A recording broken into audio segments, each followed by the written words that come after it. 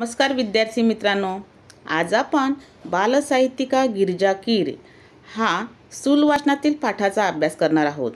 हा पाठ व्यक्तिचित्रणात्मक पाठ या प्रकारात मोडतो। या पाठाच्या लेखिका आहेत डॉक्टर विजया वाड। त्यांचा जन्म आहे 18 जानेवारी 1945।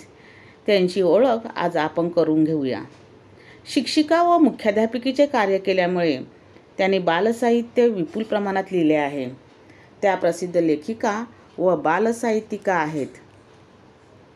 त्यांची कथा, कादंबऱ्या, नाटके तसेच बालांसाठी कथा, कादंबऱ्या, नाटके अशी सुमारे 117 पुस्तके प्रकाशित आहेत। मराठी विश्वकोश मंडळाच्या त्या 9 वर्ष अध्यक्ष होत्या।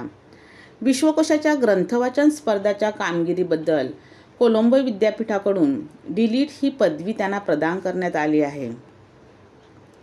साहित्य क्षेत्रातील महाराष्ट्र राज्य पुरस्कार, महाराष्ट्र साहित्य परिषदेचा पुरस्कार, शिक्षण क्षेत्रातला जिजामाता पुरस्कार यासह वेगवेगळ्या 95 पुरस्कारांनी त्यांना सन्मानित करण्यात आले आहे।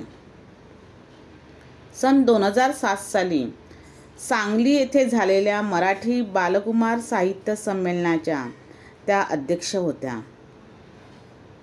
त्यांचे अंतरंग, अभिनेत्री, अक्षांश रेखांश या कादंबऱ्या, आपली माणसं, ऋणानुबंध, गप्पा गोष्टी, हृदयस्पर्शी हे कथासंग्रह, एक हिरवी गोष्ट, तिची कहाणी, त्या तिघी ही नाटके, झिपरी, बिट्टीच्या 12 बाता या बालकादंबऱ्या, उत्तम कथा, अद्भुत जगाच्या सफरीवर, गोष्टी घ्या गोष्टी इत्यादी बालकथा, चिंगू चिंगम, 2 मित्र, बंडू बॉक्सर ही बालनाटके इत्यादी विपुल लेखन प्रसिद्ध आहे।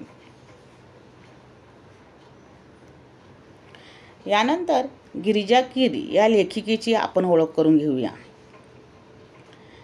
काही नावे वलयांकित असतात तर काही हृदयांकित असतात।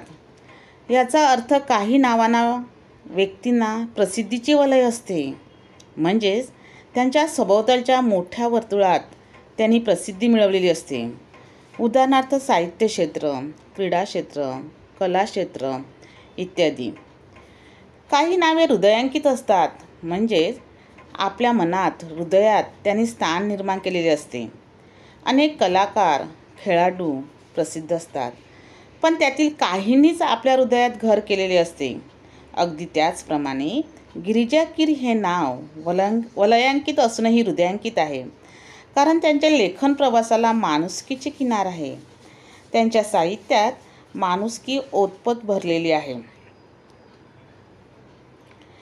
विद्यार्थी मित्रांनो, जे दररोज प्रसिद्ध होते ते दैनिक, दर आठवड्याला प्रसिद्ध होते किंवा प्रकाशित होते ते साप्ताहिक, दर 15 दिवसांनी प्रसिद्ध होते ते पाक्षिक, दर महिन्याला प्रकाशित होते ते मासिक, 2 महिन्यांनी प्रसिद्ध होते ते द्वैमासिक, 3 महिन्यांनी प्रसिद्ध होणारे त्रैमासिक, 6 महिन्यांनी प्रकाशित होते ते षण्मासिक, 12 महिन्याचा म्हणजेच वर्षाचा वार्षिक अंक असतो तो वार्षिक, तसेच ठराविक काळानंतर नियमित प्रकाशित होते ते असते नियतकालिक। हे तुम्हाला माहीत असायला हवे। या सर्व प्रकारच्या अंकातून गिरिजा कीर यांनी लेखन केले आहे।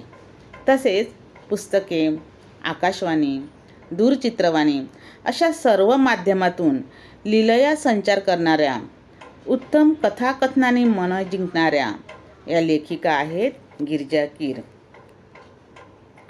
प्रस्तुत पाठातून गिरिजा कीर यांच्या नाटिका, चरित्रे, कथासंग्रह, बालसाहित्य यांची डॉक्टर विजया वाड यांनी रसास्वादाच्या अंगाने ओळख करून दिली आहे।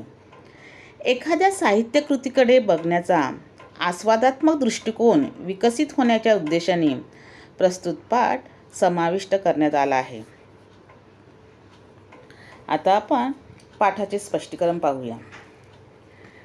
विद्यार्थी मित्रांनो, साहित्य कृतीचा रसास्वाद घेणे म्हणजे काय याचा अभ्यास आपण सुरुवातीलाच करणार आहोत.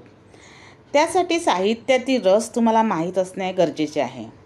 एकूण 9 रस आहेत: शृंगार, रौद्र, भयानक, हास्य, वीर, करुण, अद्भुत, बीभत्स व शांतरस. यावरूनच रसास्वाद म्हणजे काय ते आपल्याला सांगता येईल. आपल्याला एखादी गोष्ट आवडली किंवा आवडली नाही तर त्या आवडीनिवडीचे विश्लेषण आपल्याला करता यायला हवे. म्हणजेच विश्लेषण म्हणजे त्यांची कारणं आपल्याला देता आली पाहिजेत. त्या गोष्टींच्या चांगल्या गुणांचे किंवा तिच्यातील दोषांचे विवेचन करता यायला हवे. विवेचन म्हणजे स्पष्टीकरण. एखादं पुस्तक तुम्हाला खूप आवडलं तर त्यातल्या कोणत्या गोष्टी आवडल्या हे मांडणे म्हणजेच रसास्वाद होय. पुन्हा बघा, रसास्वाद म्हणजे काय? एखादं पुस्तक तुम्हाला खूप आवडलं तर त्यातल्या कोणत्या गोष्टी आवडल्या हे आपल्याला सांगता आलं पाहिजे. त्यालाच आपण काय बोलतो? रसास्वाद. एखादी गोष्ट आवडण्याचे वा न आवडण्याचे चिकित्सक अभ्यासपूर्ण विश्लेषण म्हणजे समीक्षा होय. पुन्हा बघा, एखादी गोष्ट आवडण्याचे वा न आवडण्याचे चिकित्सक अभ्यासपूर्ण विश्लेषण म्हणजे समीक्षा होय. कोणत्याही साहित्यकृतीची, कलाकृतीची समीक्षा करण्याची पहिली पायरी म्हणजे त्या कलाकृतीचा, साहित्यकृतीचा रसास्वाद घेणे. कोणत्याही कलाकृतीचा आस्वाद घेताना पुढील मुद्दे लक्षात घेणे आवश्यक असते. पहिलं, पुस्तकाचा वाङ्मय प्रकार कोणता? वाङ्मय प्रकार म्हणजे साहित्याचा प्रकार. म्हणजेच या ठिकाणी कथा, कादंबरी, कविता, नाटक, ललित, काव्य इत्यादी गोष्टींचा यामध्ये समावेश होतो. दुसरं, पुस्तकातील व्यक्तिरेखा आणि त्यांच्या स्वभावातील भारावून टाकणारे विशेष. अनेक व्यक्तिरेखा साहित्यात असतात. उदाहरणार्थ, एखाद्या पुस्तकात किंवा सिरियलमध्ये, चित्रपटामध्ये अनेक व्यक्तिरेखा काम करतात. त्यापैकी एखादी व्यक्तिरेखाच आपल्याला आवडते. नायकाचीच भूमिका आवडेल असेही नाही. मग ते का नाही ते आपल्याला मांडता यायला पाहिजे. तिसरी गोष्ट आहे, व्यक्तिरेखा सहजपणे फुलल्या की बारकावे कृत्रिमतेने टिपल्या आहेत. कोणतीही व्यक्तिरेखा पुस्तकातून कशी उभी केली आहे? व्यक्तिरेखा सहजपणे फुलते की कृत्रिम वाटते हे सांगता आलं पाहिजे. चौथं, कथानक आकर्षक व उत्कंठावर्धक आहे का? कथानक म्हणजे एखाद्या कथा, कादंबरीतील मूळ गोष्ट. उदाहरणार्थ, 3 तासाचा सिनेमा बघितल्यावर त्यांची स्टोरी 10 मिनिटात आपण सांगतो. यातील कथानक आकर्षक आहे का? पुढे काय होणार याची उत्कंठता असली तर ती कथा आपण अतिशय लक्षपूर्वक ऐकतो किंवा वाचतो. अशी उत्कंठता वाढवणारी म्हणजेच उत्कंठतावर्धक आहे का हे पाहायचे. 5वं, काव्यसंग्रह असल्यास कवितांचे भावसौंदर्य, विचारसौंदर्य व अर्थसौंदर्य कशातून जाणवते? बघा, यावर आपल्याला परीक्षेमध्ये प्रश्नसुद्धा येतो की भावसौंदर्य, विचारसौंदर्य किंवा अर्थसौंदर्य स्पष्ट करा.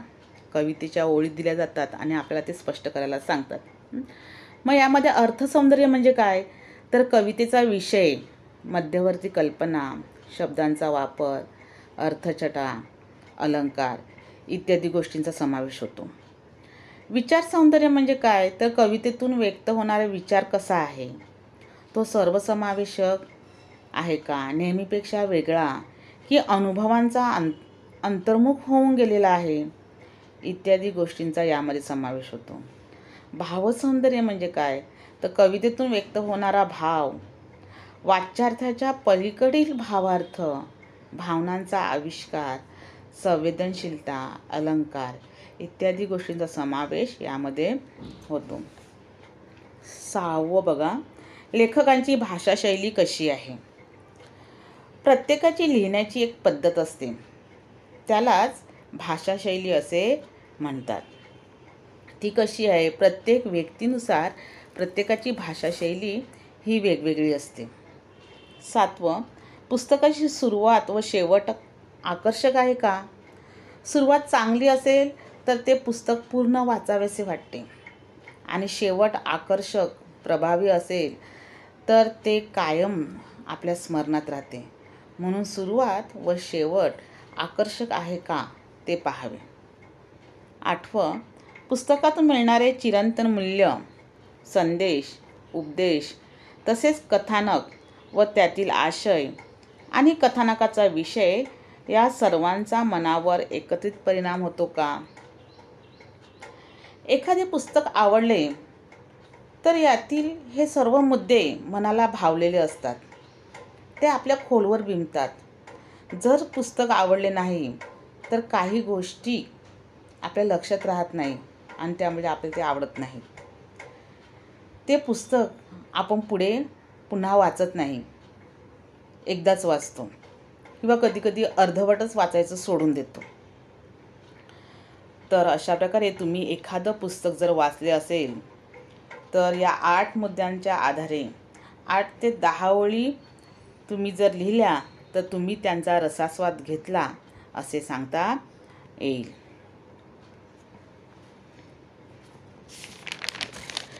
लेखिका या ठिकाणी सांगतायत की आज मी गिरिजा कीर यांच्या बालसाहित्याबाबत लिहिणार आहे. या बालसाहित्याबाबत विजया वाड यांनी काही विशेष सांगितलेले आहेत. गिरिजा कीर यांचं जे साहित्य आहे त्या साहित्याबाबत, विशेषतः बालसाहित्याबाबत डॉक्टर विजया वाड यांनी काय सांगितलेले आहेत, काही विशेष आपल्याला सांगितलेले आहेत.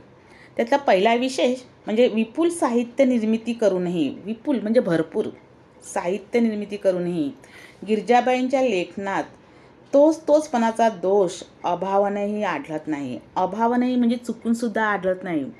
प्रत्येक त्यांची जी कथा आहे, नाटक आहे किंवा कोणतीही कादंबरी असेल ती प्रत्येक वेगळी आहे. त्याच्यातला प्रत्येकाचा विषय हा वेगवेगळा आहे आणि म्हणून पहिला विशेष सांगितलेला आहे की विपुल साहित्य निर्मिती करूनही गिरिजाबाईंच्या लेखनात तोचपणाचा दोष अभावानेही आढळत नाही. हे त्यांचे सर्वात मोठं असं यश आहे. त्यांची नाटुकली आपण वाचलीत तर आपल्याला असं लक्षात येईल की चमत्कार, अद्भुत रम्यता या साऱ्यांपेक्षा बाईंना दैनंदिन जिव्हाळ्याचे प्रश्न खूप महत्त्वाचे वाटतात.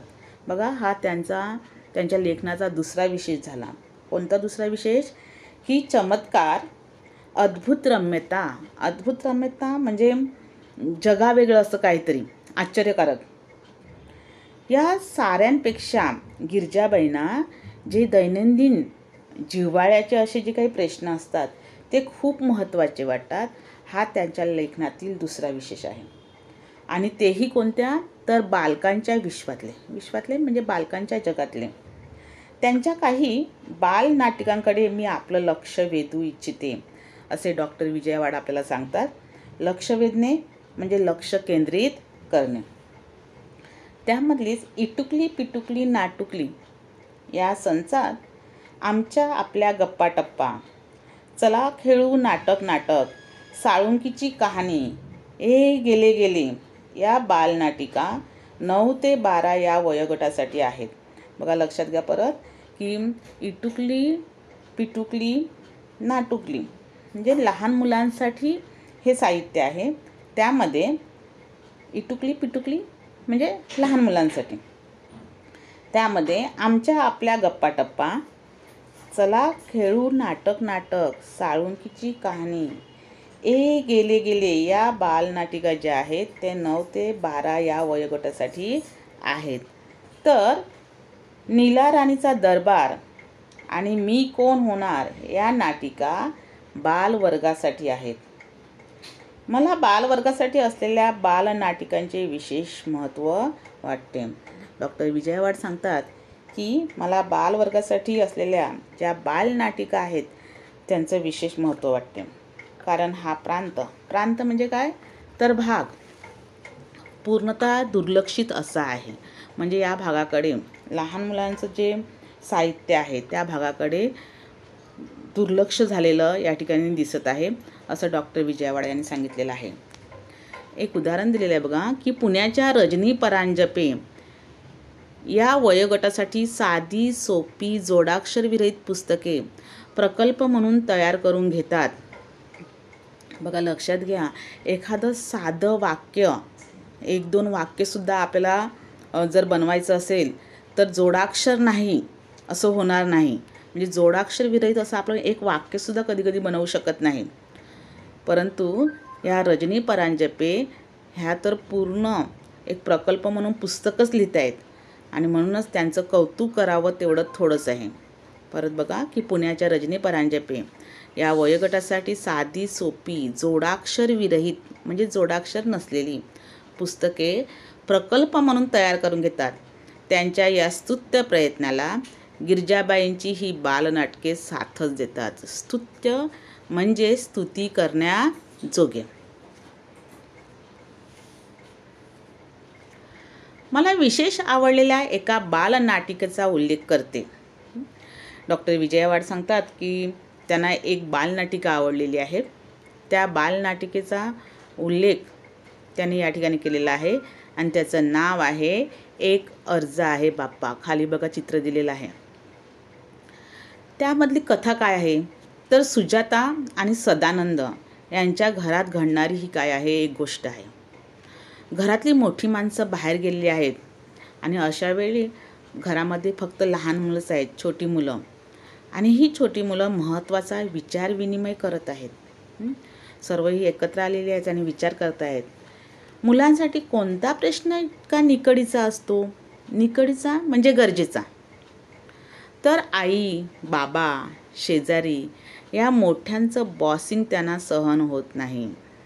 बघा, ही जी बॉसिंग म्हणजे हुकूमत, ही जी लहान मुलं आहेत त्यांना कोणता विषय निकडीचा आहे, तर त्यांना आईने एखादी गोष्ट सांगितली किंवा बाबा किंवा शेजारी चांगल्यासाठी काही गोष्टी सांगतात, परंतु त्यांना लहान मुलांना वाटतं की ही सर्व मंडळी आपल्यावर काय करते, हुकूमत गाजवते, बॉसिंग करते. आणि हे लहान मुलांना अजिबात आवडत नाही. कदाचित तुम्हालासुद्धा आवडत नसेल बघा. पण हे सांगणार कुणाला? मग सर्वांना वाटते की आपल्या तक्रारीचा पाडाच वाचू अर्जात. तक्रारीचा पाडा वाचणे हा वाक्प्रचार आहे. त्याचा अर्थ आहे एकाच वेळी एका मागोमाग एक अशा अनेक तक्रारी जोरदारपणे मांडणे. तर ह्या अर्जात आपण तक्रार मांडूया असं ही सर्व मुलं ठरवतात आणि हा अर्ज चक्क बापापुढे ठेवूया. कोणाकडे ठेवायचा आहे? गणपती बाप्पापुढे हा आपण काय ठेवूया, अर्ज ठेवूया. त्या अर्जात सर्व आपण काय लिहूया, आपल्या तक्रार लिहूया. लहान मुलांना वाटतं की देव नक्की प्रसन्न होईल आणि मग सुरू होते एक सामुदायिक अर्जलेखन.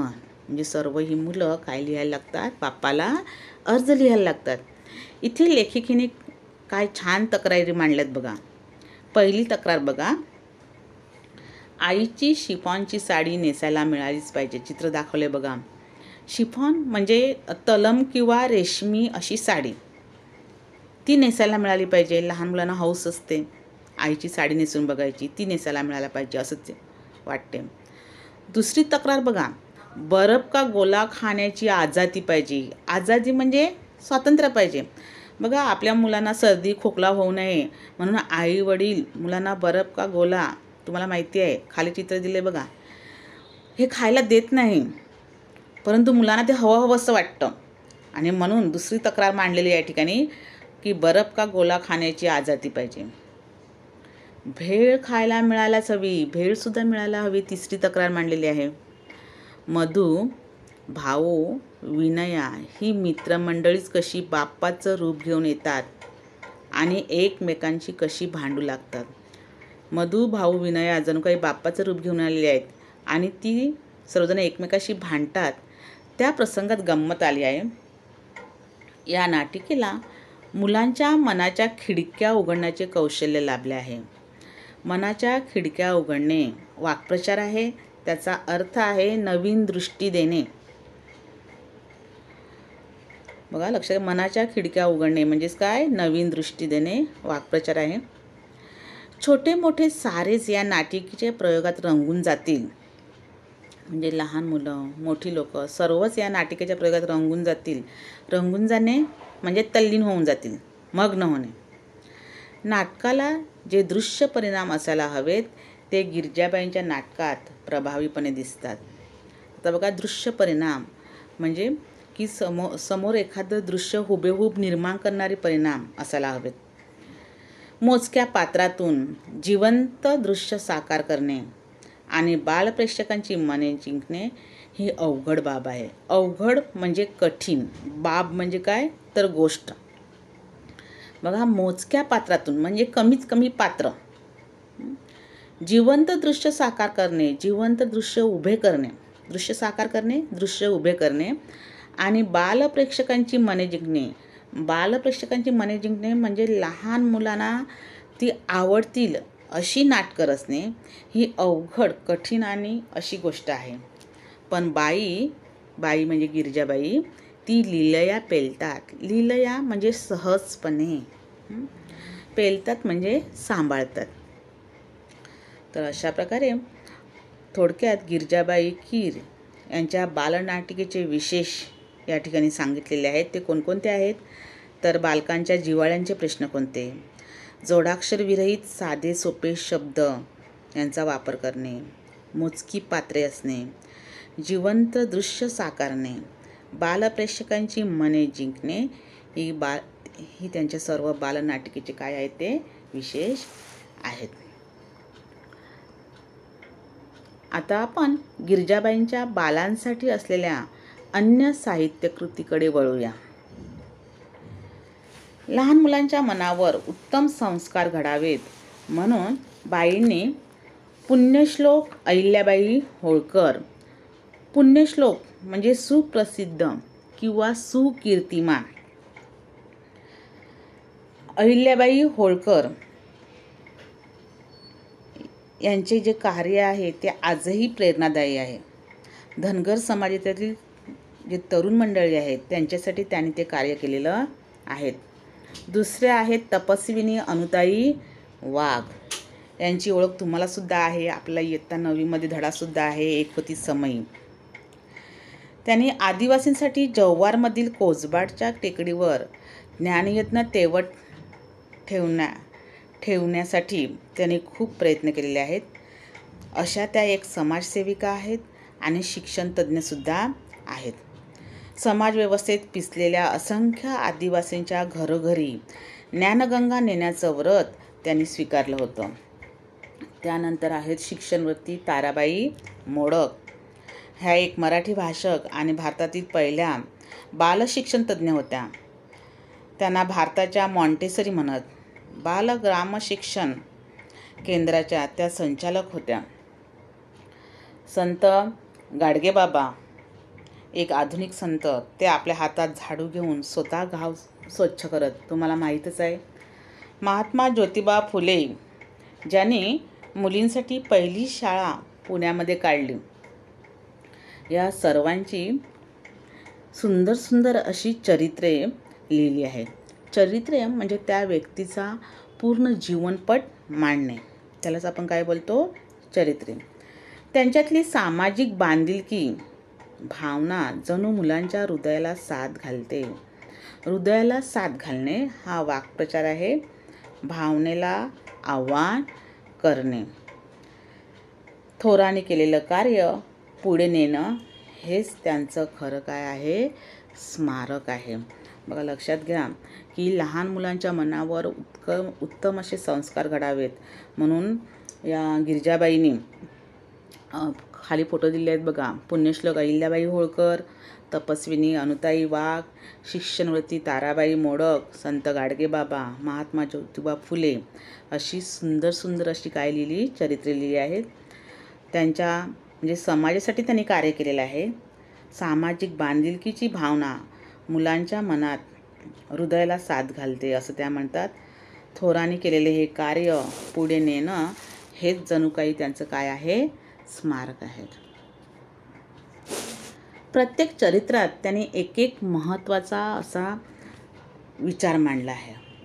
उदाहरणार्थ महात्मा ज्योतिबा फुले यांच्या चरित्रात गिरजाकीर लिहितात, प्रत्येक सुशिक्षित स्त्रीला आपल्याला लिहिती बोलती करणाऱ्या त्या पित्याचं ऋण कधीही विसरता येणार नाही. ऋण म्हणजे उपकार. या ठिकाणी पिता कोणाला म्हटलेला आहे, तर महात्मा ज्योतिबा फुले यांना काय म्हटलेलं आहे, पिता म्हटलेले आहे. त्या काय सांगतात की प्रत्येक सुशिक्षित स्त्रीला, जी शिकलेली आहे, जी नोकरी करते, शिक्षण घेतलेलं आहे, उच्च स्तरावर आहे, त्या प्रत्येक स्त्रीला की ज्यांच्यामुळे आपण लिहिते झालो, बोलते झालो, ज्यांच्यामुळे आपण स्वतःच्या पायावर उभे आहेत, अशा या पित्यांचं ऋण कधीही विसरता येणार नाही. कारण समाजाचा विरोध असूनही अनेक छळ सहन करून महात्मा फुले आणि त्यांच्या पत्नी सावित्रीबाई फुले यांनी मुलींसाठी पुण्यामध्ये शाळा सुरू केली. म्हणून आज या मुली किंवा स्त्रिया ह्या स्वतःच्या पायावर उभ्या आहेत आणि त्याची जाण ही सर्वांनी ठेवली पाहिजे. ताराबाई मोडक या शिक्षणवती स्त्रीबद्दल लिहिताना त्या म्हणतात, माणसं ओळखून त्यांचा योग्य कामाला उपयोग करणे ही ताराबाईंची खासियत म्हणजे प्रसिद्धी आहे. खरं आहे, मोठी माणसे हिऱ्याची पारख करू शकतात. मोठी माणसे म्हणजे इतर माणसाला ओळखू शकतात. हिऱ्याची पारख करणे म्हणजे ओळख पटवणे, ओळख करणे. ताराबाई मोडक यांचा वसा म्हणजे वारसा पुढे चालवणाऱ्या अनुताई वाघ यांचे चरित्र सादर करताना गिरिजाबाई सांगतात की ज्या भागात काम करायचं त्या भागातील मुलं शिकती आणि शिक्षणासाठी येती करणं.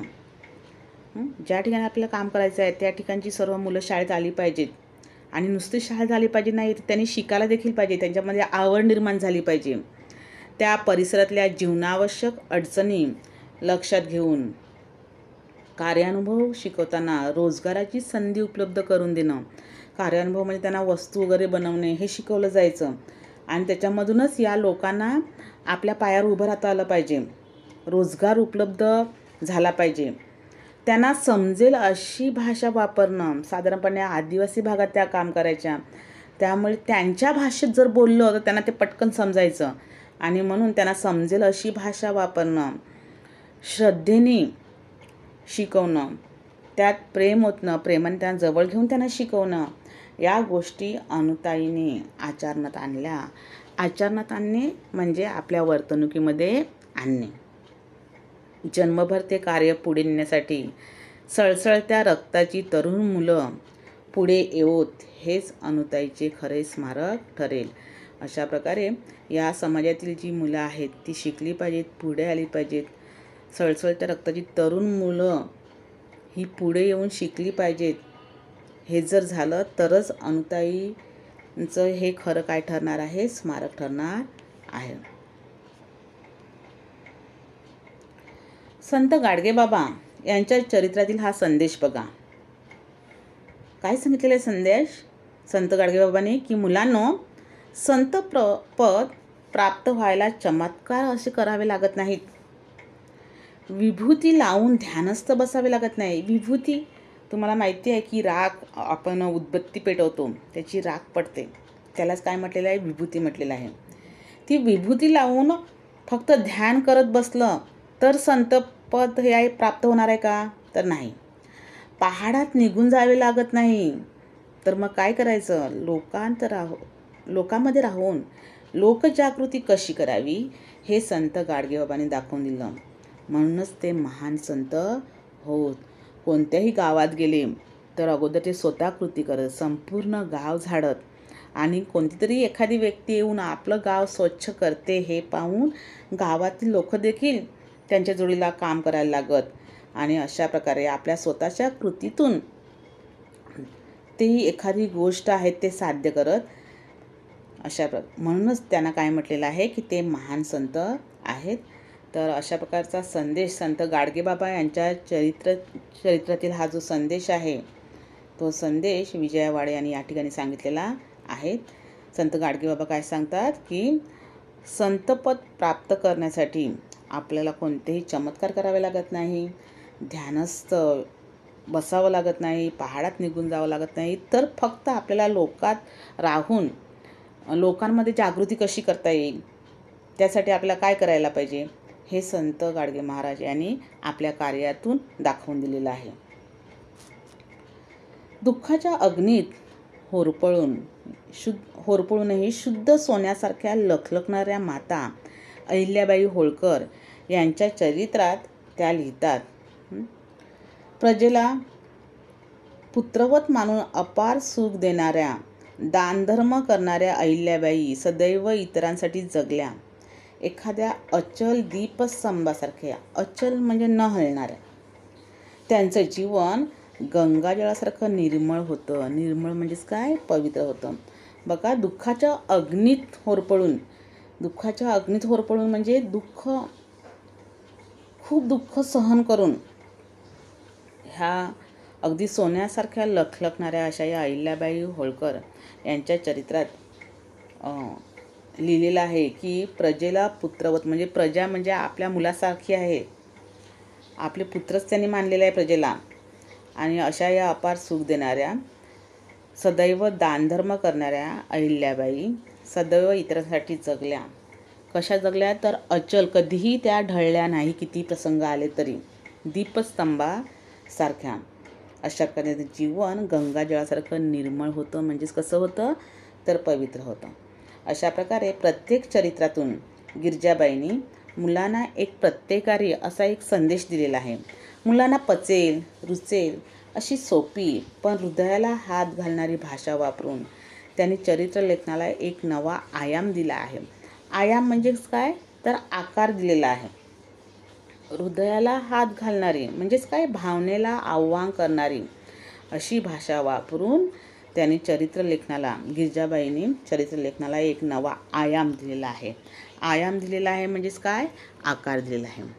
अशा प्रकारे गिरिजा कीर यांच्या चरित्राची जी काही वैशिष्ट्ये आहेत ती आपल्याला सांगता येतील. त्यातलं पहिलं वैशिष्ट्य आहे उत्तम संस्कार घडविणे. दुसरं आहे चरित्र नायकांचे नेमके वर्णन करणे. तिसरं आहे प्रत्येकाचा एक महत्त्वाचा विचार सांगणे. पुढचं आहे प्रभावी संदेश देणे. आणि शेवटचं आहे हृदयस्पर्शी अशी भाषा वापरणे. गिरिजाबाईंनी बालांसाठी विपुल कथाही लिहिलेल्या आहेत. तू सावित्री हो, चित्र खाली दाखवले आहे बघा. या पुस्तकात एकूण 8 कथा आहेत. त्यातील गोष्ट एका माणसाची ही कथा नितांत सुंदर उतरली आहे. नितांत म्हणजे खूपच सुंदर उतरलेली आहे. यामध्ये मधू या गरीब मुलाची आई आजारी पडते. बघा, चित्र दाखवलेलं आहे. तिच्या पोटात गाठी झाल्याचे डॉक्टर सांगतात. पोटामध्ये काय झालेले आहेत? गाठी झाल्या आहेत. आणि ऑपरेशन हा इंग्रजी शब्द आहे, शस्त्रक्रिया त्याला मराठी शब्द आहे. ऑपरेशनने तिला बरे वाटेल असा निर्वाळाही देतात. निर्वाळा म्हणजे सल्ला. डॉक्टर कोणता सल्ला देतात? की जर शस्त्रक्रिया केली, ऑपरेशन केलं तर काय होणार आहेत? पोटातल्या गाठी काढता येतील असा सल्ला देतात. मधू अत्यंत निरुपायाने एकाचे पाकीट मारतो. कारण मधूला आपल्या आईचं ऑपरेशन करायचं असतं, पण त्याच्याकडे पैसे असतात का? तर नाही. पैसे कुठून आणणार? म्हणून तो काय करतो? अगदी निरुपायाने, म्हणजे त्याच्याकडे उपायच नसतो, कोणताच उपाय नसतो, म्हणून तो काय करतो? एका व्यक्तीचं काय मारतो? पाकीट मारतो. कारण त्याच्याजवळ पैसे नसतात. मधू नोटा मोजतो. तब्बल 2000. जे पाकीट मारलेलं असतं त्या पाकिटामध्ये किती पैसे आहेत? तब्बल म्हणजे जवळजवळ 2000 रुपये असतात. पण एक सोबत काय असते? चिठ्ठीसुद्धा असते. बघा, चिठ्ठीत काय सांगितलेलं आहे? प्रिय आनंदा, सोबत 2000 रुपये पाठवतोय. म्हणजे ज्याने चिठ्ठी लिहिली तो सांगतोय की ती चिठ्ठी कोणाची आहे? ज्या व्यक्तीचं पाकीट मारलं त्या पाकिटामध्ये चिठ्ठी आहे. ती चिठ्ठी मधू काढतो. त्यातलं पहिलं सुरुवात आहे, प्रिय आनंदा, सोबत 2000 रुपये पाठवतोय. आईचं औषध पाणी नीट कर, मी येत नाही. तेवढेच पैसे वाचतील, आईच्या उपयोगी पडतील. खाली पत्ता. कारण ज्या व्यक्तीने हे पैसे पाठवलेले आहेत ती व्यक्ती जर आली तर पुन्हा खर्चाला आणखी पैसे लागतील. त्यापेक्षा जी व्यक्ती आलेली आहे तिच्याचकडे हा निरोप दिलेला आहे की मी येत नाही, कारण जास्त खर्च होईल. जे पैसे वाचतील ते आपल्या आईच्या उपयोगी पडणार आहेत. आणि खाली पत्ता लिहिलेला असतो. या पत्राने मधूचे डोळे उघडतात. तो पत्ता शोधत त्या माणसाकडे जातो. त्या माणसाने आपल्या आईच्या आजारपणासाठी ते पैसे ठेवले असतात. मधूने पाकिट मारलं खरं, पण जेव्हा त्याने ते पत्र वाचलं की ह्याची आई देखील आजारी आहे आणि त्याच्या आईच्या आजारपणासाठी त्याने हे पैसे पाठवलेले आहेत आणि आपण ह्याचंच पाकिट मारलेलं आहे, हे काही मधूला पटलं नाही. आणि म्हणून त्या पत्रामध्ये जो पत्ता दिलेला असतो त्या पत्त्यावर हा मधू जातो आणि काय सांगतो बघा. त्या माणसाने आपल्या आईच्या आजारपणासाठी ते पैसे ठेवले असतात. मधू आपल्या वाईट कृत्याची कबुली देतो की मी पाकिट मारलं, माझ्या हातून खूप मोठी चूक झालेली आहे वगैरे वगैरे. तो आपल्या वाईट कृत्याची कबुली देतो. पण तो मनुष्य ते पैसे मधूला परत करतो. बघा, ज्या व्यक्तीचं पाकिट मारलेलं असतं तो व्यक्ती ते पैसे घेत नाही, मधूला परत करतो. कारण का? कारण त्याला आजच आई गेल्याची तार आली, आता मी या पैशाचं काय करू.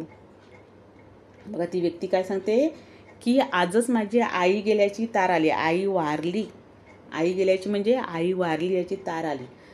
तार म्हणजे तुम्हाला माहीत असेलच की पूर्वी मोबाईल नव्हते, फोनसुद्धा नव्हते, सर्व पोस्टामार्फत पत्रव्यवहार व्हायचा आणि अशा वेळेला पत्र टाकून देखील ते 3-4 दिवसात 5 दिवसात पोचायचं. अशा वेळी तार हा प्रकार होता. म्हणजे ते पत्रच लिहून पोस्टामध्ये द्यायचं आणि ते पत्र एका दिवसामध्ये त्या व्यक्तीपर्यंत पोहोचवलं जायचं.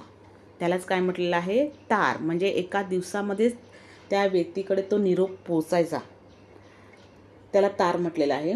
तर ती व्यक्ती सांगते की माझी आई वारली, त्याची तार आलेली आहे आजच, आता मी या पैशाचं काय करू. म्हणजे पैसे ठेवून तरी मी काय करणार. तुला हे पैसे कामी येतील, तुझी आईसुद्धा आजारी आहे तेव्हा हे पैसे तुला कामी येतील. तुझी आई बरी झाली तर माझीच आई बरी झाली असा आनंद मिळेल मला, अशी ती व्यक्ती सांगते. मोठ्या मनाचं हे दर्शन विस्मयचकित करणारे आहे. विस्मयचकित म्हणजे आश्चर्य दर्शविणारे, आश्चर्यकारक असं हे दर्शन आहे. बघा, ह्या गोष्टीमध्ये जी गोष्ट आहे, गोष्ट एका माणसाची, यामध्ये चोरलेले पाकिट परत करणे, चूक कबूल करणे, हा त्या मधूचा म्हणजे त्या मुलाचा काय आहे, मोठेपणा आहे. तर त्या मुलाला न रागवता पैसे राहू दे हे सांगणे, हा त्या माणसाचा मोठेपणा आहे. तुझी आई बरी झाली तर माझी आई बरी झाल्यासारखे आहे, यातून माणुसकीचे दर्शन घडते. फुलं फुलवणारा म्हातारा या पुस्तकातील म्हणजे फुलं फुलवणारा म्हातारा हा संग्रह आहे आणि त्यामध्ये पहिलीच कथा आहे. त्या कथेचं नावसुद्धा काय आहे, फुलं फुलवणारा म्हातारा. म्हणून असं म्हटलेलं आहे की फुलं फुलवणारा म्हातारा या पुस्तकातील याच नावाची पहिलीच कथा मोठी सुरेख आहे, सुरेख सुंदर आहे. या कथेत खूप चमत्कार असले तरी मूळची ही जपानी कथा आहे. बघा, खूप चमत्कार आहेत, परंतु ही जी कथा आहे ती मूळची कोणती आहे, जपानी आहे. ही जपानी कथा मन खिळवून ठेवते. आता बघा, ही कथा खिळवून ठेवते. खिळवून ठेवणे म्हणजे रमवून ठेवणे, मन रमवून ठेवणे. सुंदर स्वैर अनुवादाचे उत्तम उदाहरण म्हणून तिचा उल्लेख करता येईल. आता खरं म्हणजे स्वैर म्हणजे मोकळ्या आणि अनुवाद म्हणजे भाषांतर, परंतु या ठिकाणी आपल्याला स्वैर अनुवाद म्हणजे काय, तर एका भाषेतून दुसऱ्या भाषेत अनुवाद करताना जसाच्या तसा अनुवाद म्हणजे भाषांतर न करता मूळ कथानक तेच ठेवून आपल्या भाषेत ती कथा लिहिणे, यालाच काय बोलतात? स्वैर अनुवाद. परत सांगते बघा, एका भाषेतून दुसऱ्या भाषेत अनुवाद करताना जसाच्या तसा अनुवाद म्हणजेच काय तर भाषांतर न करता मूळ कथानक तेच ठेवून आपल्या भाषेत ती कथा लिहिणे यालाच काय बोलतात? स्वैर अनुवाद. तर एक स्वैर अनुवादाचे उत्तम उदाहरण म्हणून फुलं फुलवणारा म्हातारा या कथेचा उल्लेख करता येईल. पुढे बघा, बालकादंबरी हे कथेच्या पुढले पाऊल. गिरिजाबाईंचा झंप्या द ग्रेट, बघा ते चित्र दाखवलेलं आहे. खरोखरच ग्रेट आहे, उत्कृष्ट आहे, उत्तम आहे. महाचळवळ्या म्हणजे नेहमी उठाठेव करणारा, वळवळ्या नेहमी काही ना काही करणारा, बघावं तेव्हा नसत्या उद्योगात गळलेला म्हणजे मग्न झालेला, गुंतून गेलेला. झंप्या बघता बघता बालवाचकांचा लाडका होऊन जातो. बघा अशी जी असतात की नेहमी उठाठेव करणारी, वळवळ करणारी, इकडचं तिकडे करणारी, कोणत्या ना कोणत्या कामात नेहमी गुंतलेली असतात, अशी मुलं ही सर्वांना आवडतात बघा. आणि म्हणूनच तो बालवाचकांचा देखील काय होऊन गेला? लाडका होऊन जातो. आग लागली असे वाटून आगीचा बंब बोलवण्याचे प्रकरण त्या कथेमध्ये रंगलेलं आहे. आग लागली म्हणजे आग खरोखर लागलेली नसते. आपण बोलतो ना, आग लागली एखाद्या गोष्टीवरून, तेव्हा त्याला असं वाटतं की खरोखरच आग लागलेली आहे आणि म्हणून तो काय करतो? आगीचा बंब बोलवण्याचे प्रकरण म्हणजे तो आगीचा बंब बोलवतो, हे प्रकरण या कथेमध्ये रंगलेले आहे. एडबंबू डब्बू ही बालकादंबरी मनोरंजक आहे. प्रत्येक लहान मूल आईचं आपण आवडतं व्हावं या प्रयत्नात असतं. बघा, प्रत्येक लहान मुलाला वाटतं की आपण आईचं आवडतं झालं पाहिजे आणि त्यासाठी ते मूल प्रयत्न करत असते. डब्बू हा मुलगा आईला उगाच त्रास देणारा नसतो. तो उगाच त्रास देत नाही. त्याच्या ताईचा साखरपुडा असतो, त्यासाठी घरात मिठाई केलेली असते. काही गरीब मुले मागू लागतात. गरीब मुलं मिठाई मागतात. डब्बू नाही म्हणतो, कारण त्याला माहिती आहे की ताईचा साखरपुडा आहे. आणि ते बघून आई त्याला म्हणते, काय सांगते की तुकडा देऊन टाक त्यांना, म्हणजे थोडं त्यांना देऊन टाक. कुणाला दुःखी ठेवू नये, म्हणजे कोणालाच या जगामध्ये दुःखी ठेवू नये.